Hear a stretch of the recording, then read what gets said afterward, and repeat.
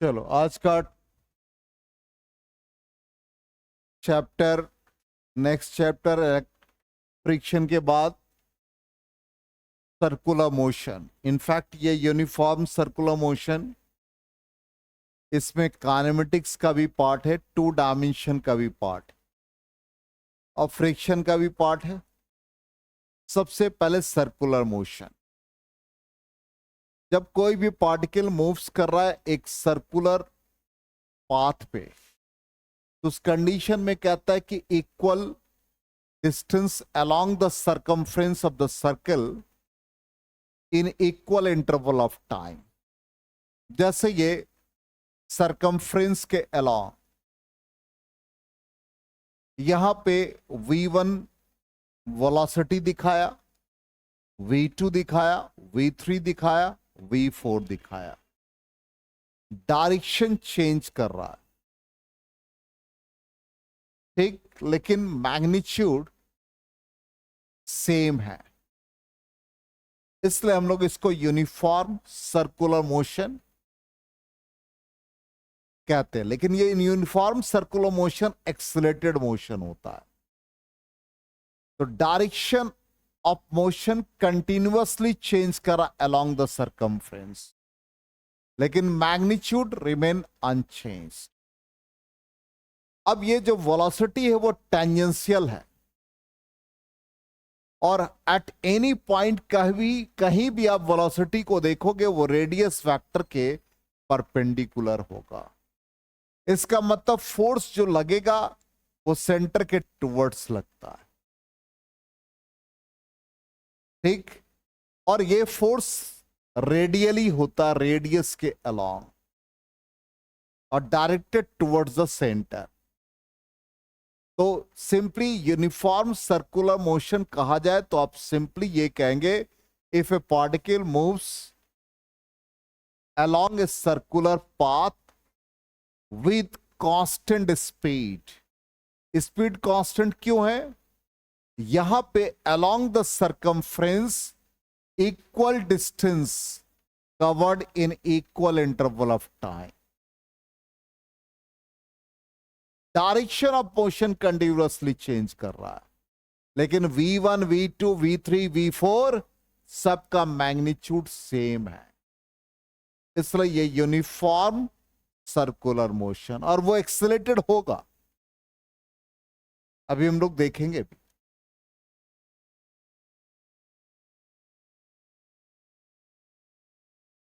Simply यहां पर हमने ये कहा कि जब एक पार्टिकल मूव कर रहा है सर्कुलर पाथ पे along the circumference with constant speed, ठीक, इसका मतलब equal distances covered along the circumference in equal interval of time, तो इसको हम लोग यूनिफॉर्म सर्कुलर मोशन कहेंगे। वेलोसिटी हमने दिखाया है जो कि टेंजेंशियल है, और at each point, every point on the circumference, velocity is always perpendicular to the radius vector।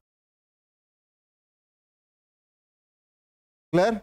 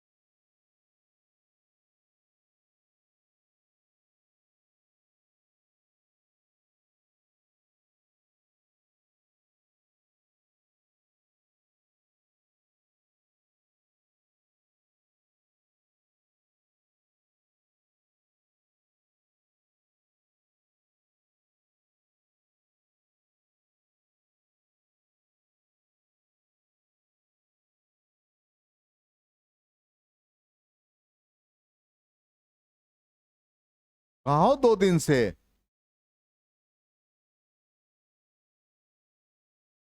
तो फिजिक्स भी लंबा हुआ है क्लास, इधर 3 दिन लगातार। पूरा फ्रिक्शन खत्म हो गया। सर्कुलर मोशन यदि आज नहीं आती तो 2-3 दिन में ये भी खत्म हो जाता।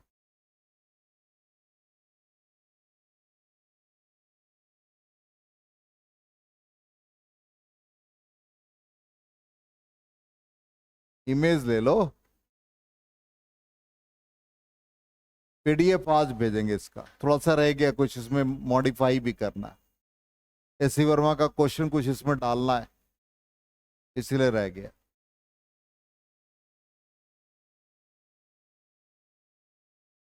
ठीक है, चलिए आगे बढ़ते हैं। अब यहां पर हमने कहा, इसी चीज को यहां पर देखते हैं। देखो ध्यान से कि सर्कुलर मोशन पे या सर्कुलर मोशन में हमने कहा कि स्पीड कांस्टेंट है। ठीक, यहां पर देखो कि हर पॉइंट पर हमने वेलोसिटी को टेंजेंशियल दिखाया। ठीक, direction of motion continuously change कर रहा है।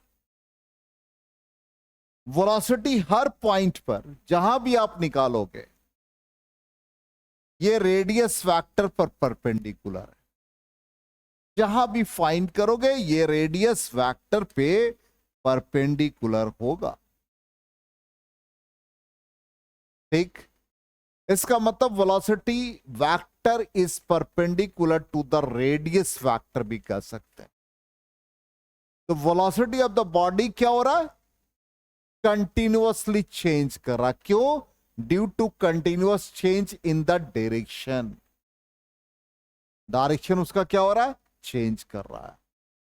तो change in velocity per unit time क्या रिप्रेजेंट करता है? वेलोसिटी का चेंज होना टाइम के रेस्पेक्ट में क्या देता है? एक्सेलरेशन। इसलिए uniform circular motion is always accelerated motion. समझ में आ गया? रीजन वही है, simple, due to continuous change in direction of velocity of the particle. Clear? Conclusion यही है। हो गया, आगे बढ़े। नेक्स्ट, अब कहता है कि इसमें सर्कुलर मोशन में क्या क्या पैरामीटर हम लोग यूज करें। जैसे हम लोग काइनेमेटिक्स पढ़ते थे, फ्रिक्शन पढ़ा, लॉज ऑफ मोशन पढ़ लिया, सब में इक्वेशन यूज किया। तो इसके इक्वेशन क्या बनेंगे? तो सबसे पहला इक्वेशन बनेगा डिस्प्लेसमेंट। तो डिस्प्लेसमेंट कैसे लिखे? जैसे मान लो हमने एज्यूम कर लिया कि यहां पर पार्टिकल ए पर है, इसका रेडियस वेक्टर r1, जब ये ए और इसका वेलोसिटी वेक्टर v1, जब पार्टिकल ए से बी गया, इसका पोजीशन रेडियस वेक्टर r2, और ये एंगल थीटा फॉर्म किया विद वेलोसिटी v2 वेक्टर। तो कहता change in position vector. Position vector r1 और r2 था, पहले r1 था, फिर वो चेंज होकर के r2 बन गया।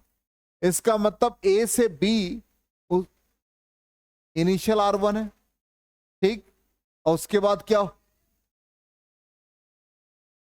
हाँ, a और b का ले लेंगे, वही हम लोगों को चेंज बताएगा, वही हम लोगों को डिस्प्लेसमेंट बताएगा। तो अब डिस्प्लेसमेंट क्या हुआ, इसको फिगर से हम लोग ड्रॉ कर ले। O टू A क्या दिखाया? Radius factor R1। O to B क्या दिखाया? Radius factor R2। और A टू B चेंज को डेल्टा R से रिप्रेजेंट किया। ठीक, तो यहां पर देख लो डेल्टा R को कैसे लिखेंगे। ये बहुत इंपॉर्टेंट सेगमेंट है, ध्यान दे दो। हम लोग पढ़ चुके पोजीशन वेक्टर में OA plus AB is equal to OB, याद है? तो ए बी का वैल्यू क्या हो गया, ओ बी माइनस ओ ए। अब ए बी को हम लोग क्या लिख रहे हैं, चेंज से। ओ बी को क्या लिख रहे हैं, R2 माइनस R1। तो डेल्टा आर क्या बता दिया, चेंज बता दिया। ठीक, अब ये डेल्टा आर का मैग्नीट्यूड जब निकालेंगे तो क्या आएगा, बोलो। डेल्टा आर का मैग्नीट्यूड निकालेंगे तो under root R1 square plus R2 square minus 2 R1 R2 cos theta. लेकिन यहां पर रेडियस वेक्टर का मैग्नीट्यूड सेम होगा, चूंकि यूनिफॉर्म सर्कुलर मोशन है। साइकिल के व्हील का जो स्पोक्स है सबका लेंथ इक्वल होगा, तभी यूनिफॉर्म सर्कुलर मोशन होगा। तो यहां पर सबका वैल्यू आर पुट कर देंगे तो क्या बन जाएगा, अंडर रूट ये आर स्क्वायर हो गया, ये भी आर स्क्वायर हो गया, ये भी आर स्क्वायर हो गया। फाइनली क्या बन गया, लेफ्ट साइड में लिख दे रहे हैं 2, ये under root 2 R square common ले लें तो 1 माइनस कॉस थीटा, और 1 माइनस कॉस 2 थीटा को क्या लिखते हो भाई, 2 साइन स्क्वायर थीटा बाई 2, और 2 2 4 हो गए, तो ये under root 4 R square sine square theta by 2। इसका रूट निकालोगे तो क्या बन जाएगा भाई, 2R साइन थीटा बाई 2। आ गया समझ में, बोलो यस नो, 100%। आगे बढ़े, बोलो क्लियरली। तो यही रिजल्ट आ गया। तो जब भी हम लोग डिस्प्लेसमेंट निकालेंगे, मतलब चेंज इन पोजीशन वेक्टर, तो डेल्टा आर का वैल्यू याद रख लेना है, 2R sine theta by 2। Derivation याद नहीं रखना है, वो तो रिजल्ट हमने निकाल के आपको दिखाया कैसे फाइंड कर। क्लियर है यहां तक। तो पहला पैरामीटर क्या मिल गया, डिस्प्लेसमेंट। अब आ जाए नेक्स्ट पैरामीटर, दूसरा कहता है डिस्टेंस। तो डिस्टेंस कहता है कि जो लेंथ ऑफ द आर्क है, ठीक, थोड़ा सा यहां पे वो क्वेश्चन मार्क नहीं है, वो सिंपली ये हम लोगों ने सर्कुलर मोशन को दिखाया। यही हमारा इनिशियल पोजीशन, ये फाइनल पोजीशन, यही हमारा आर्क है, ये हमारा एंगल था और ये हमारा रेडियस था। तो हम लोग थीटा इज इक्वल टू क्या लिखते हैं, आर्क बाई रेडियस। इस आर्क का वैल्यू क्या बन जाएगा, आर इंटू थीटा। इस आर्क को ही हम लोग डिस्टेंस कवर्ड कहेंगे। तो डिस्टेंस कवर्ड को एस से रिप्रेजेंट करेंगे, तो S is equal to R theta, इसलिए यहां पर ये क्या कहलाएगा, आर थीटा। डिस्टेंस को हम लोग हमेशा आर थीटा से रिप्रेजेंट करेंगे। तो सेकेंड पैरामीटर डिस्टेंस, डिस्टेंस का वैल्यू आर इंटू थीटा।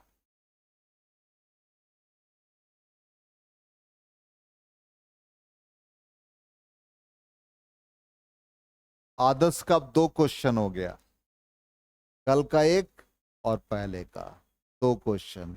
जैसे जैसे इसका क्वेश्चन बढ़ेगा वैसे वैसे मेरे असाइनमेंट, मेरे नोट्स, अब हम दिखाएंगे एक 12th के बच्चे का नोट्स, और वैसा ही हमको चाहिए 11th के बच्चों से,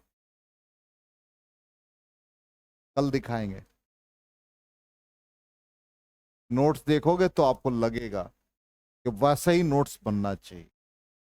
यदि उसके पीडीएफ को डाल दो और थोड़ा सा वो सोशल मीडिया नेटवर्क पे डाल दो, वो लाखों रुपए कमा सकती है। इतना बेहतरीन नोट्स है।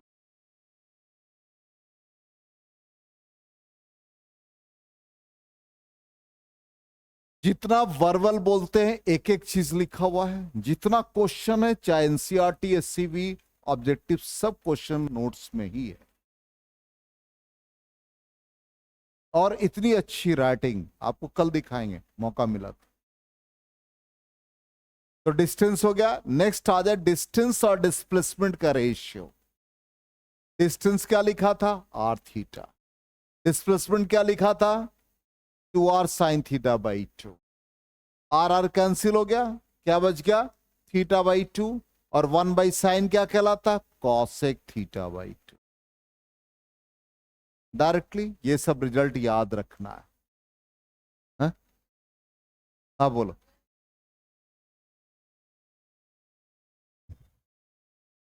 हाँ तो डिस्प्लेसमेंट 0।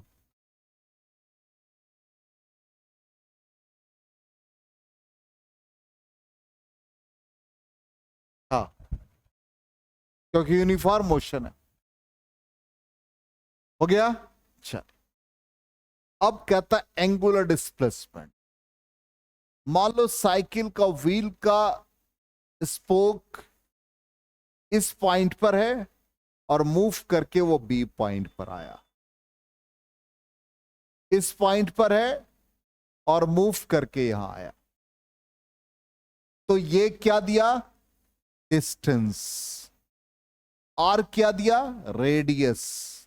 और जो एंगल फॉर्म हुआ उसी को कहते हैं एंगुलर डिस्प्लेसमेंट। इसका मतलब angle swept out by the radius factor या angle made by the radius factor. तो रेडियस फैक्टर जितना एंगल फॉर्म करेगा उसी को हम लोग एंगुलर डिस्प्लेसमेंट से रिप्रेजेंट करते हैं। और वो सिंबल हमारा थीटा है। और थीटा इज इक्वल टू क्या बनेगा, आर्क बाई रेडियस। और ये कैसा क्वांटिटी है, वेक्टर क्वांटिटी। एक्सियल क्यों कहा, वेक्टर तो कहा लेकिन इसके साथ एक्सियल कहा। बिल्कुल एक्सिस ऑफ रोटेशन है, इसलिए यहां पर एक्सियल वेक्टर कहते हैं। A vector which represents rotational effect known as axial vector, इसलिए इसका नाम पड़ गया एक्सियल वेक्टर क्वांटिटी। ठीक है, आ गया समझ में। नेक्स्ट आ जाए लीनियर डिस्प्लेसमेंट और एंगुलर डिस्प्लेसमेंट में क्या रिलेशन है। तो अभी क्या लिखा, एस लिखा, तो theta is equal to arc by radius, तो S is equal to R theta. Next आ जाए एंगुलर वेलोसिटी। लीनियर वेलोसिटी कैसे डिफाइन करते थे, rate of change of linear displacement. तो एंगुलर वेलोसिटी कैसे डिफाइन करोगे, rate of change of angular displacement. ठीक, तो यहां पर भी वही हो गया, omega is equal to D theta by D T. और इसको इंस्टेंटेनियस फॉर्म में कैसे लिखोगे, थीटा बाई टाइम। और इसका लिमिटिंग वैल्यू लेते हैं, और limit delta T tends to 0, delta theta by delta T याद है, इंस्टेंटेनियस वैल्यू बिल्कुल वैसे ही बन गया, omega D theta by D T.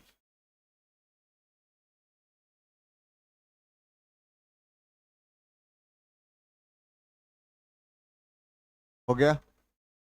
अब एंगुलर वेलोसिटी का रिलेशन लीनियर वेलोसिटी के साथ हम लोग फाइंड करेंगे।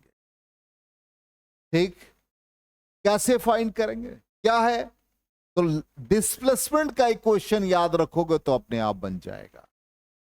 लीनियर डिस्प्लेसमेंट एंगुलर डिस्प्लेसमेंट, क्या लिखा ऊपर, रिलेशन देखो क्या है, जल्दी बताओ। नहीं यहां देखो S is equal to R theta लिखा है, और ये एस चेंज कर रहा है टाइम के साथ विद इंस्टेंटेनियस वैल्यू। तो limit delta T tends to 0। R change नहीं करता, आर तो यूनिफॉर्म सर्कुलर मोशन में सेम रहेगा।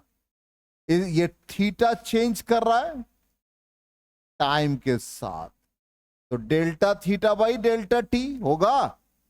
और ये क्या देता है आपको, rate of change of linear displacement, क्या कहते हैं इसको, ds बाई dt।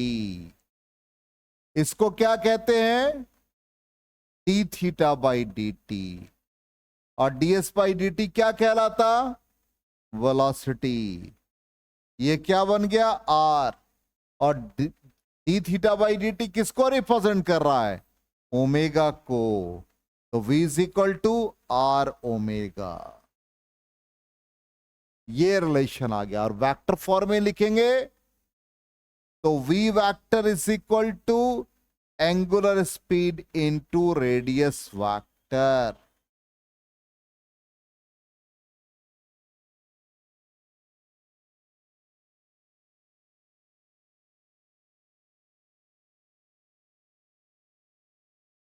हो गया?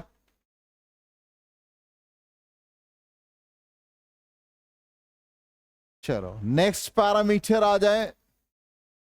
ये रिलेशन हो गया v is equal to omega cross R. अब आ जाए चेंज इन वेलोसिटी। कैसे निकाला था अभी चेंज इन पोजीशन?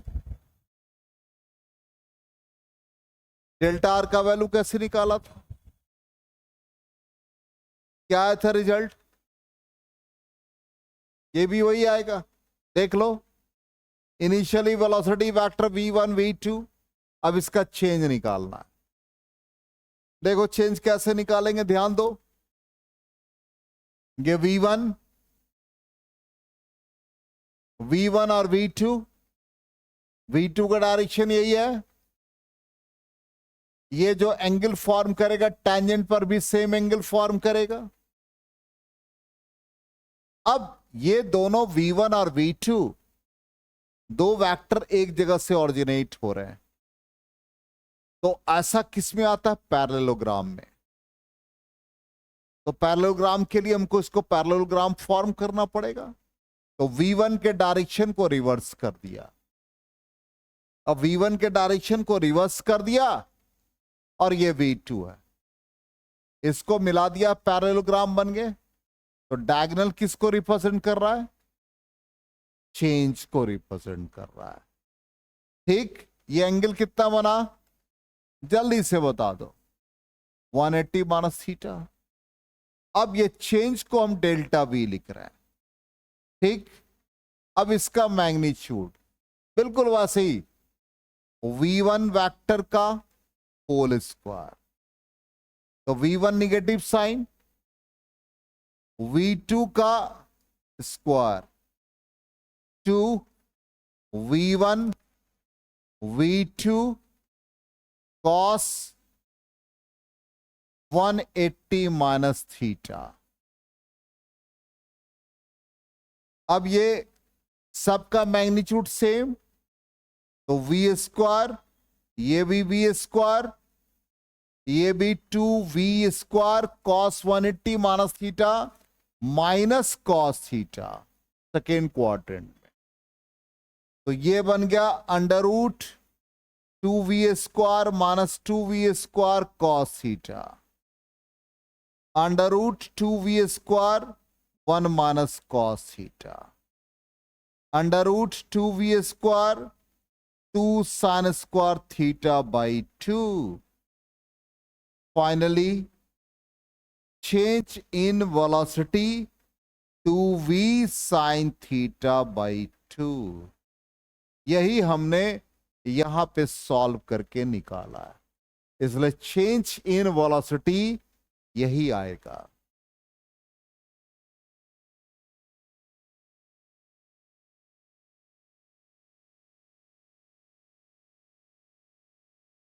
क्लियर? आज यहीं तक करते हैं, थोड़ा